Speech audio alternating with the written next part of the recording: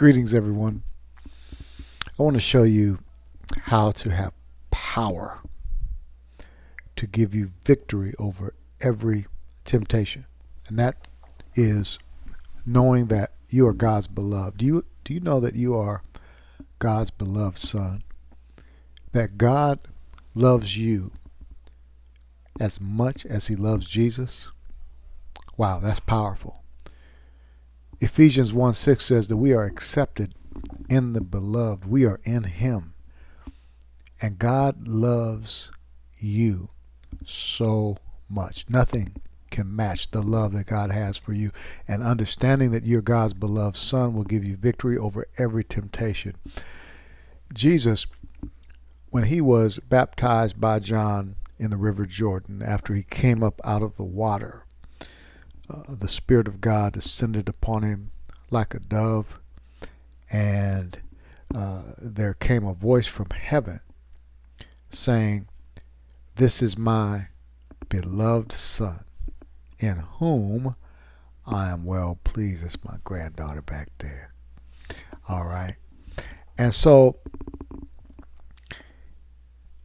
God declared publicly, this voice, audible voice, came from heaven saying, "You are my beloved son."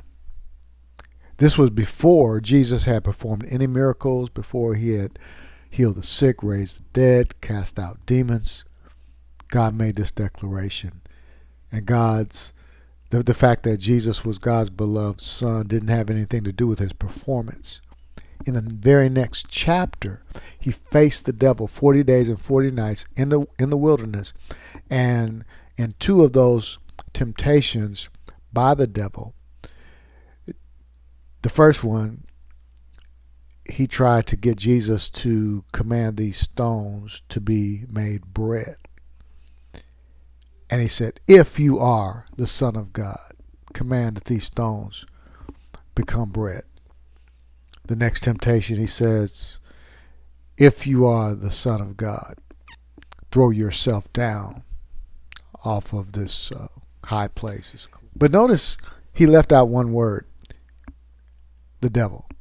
He didn't say, "You are my beloved son," like God had said to Jesus. He said, "If you are the Son of God." He left out the word beloved because he knows it's counterproductive to remind Jesus that he's God's beloved son. And Jesus knowing that he's God's beloved son gave him the power against any temptation the devil sent his way. He knew that he was the beloved Son of God. And likewise, when we realize that we're God's beloved son, temptation loses its power.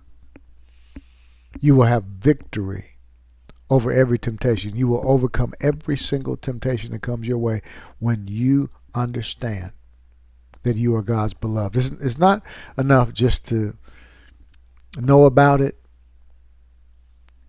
and you may have heard it. You may have heard it preached. You may have seen it before the word.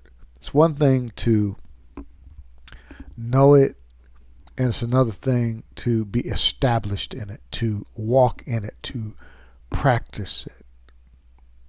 You can know it mentally, but to really be having your mind renewed, you can give mental assent, but there's another thing to be established in it. I want you to be established in the fact that you are the beloved Son of God, and go out and overcome anything, understanding that you're loved by God.